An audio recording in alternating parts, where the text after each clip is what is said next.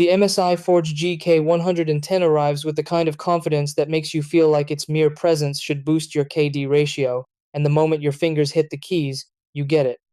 The board has a solid, reassuring weight, and those clicky keys snap back with a confidence that makes typing feel strangely addictive, like even writing emails suddenly matters more. The RGB glow hums quietly beneath the keys, flashy but controlled, turning your desk into a personal gaming arena without going full disco.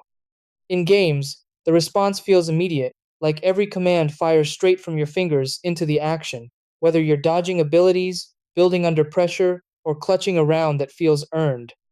That tactile feedback makes every press feel intentional, every combo cleaner, every win just a bit sweeter.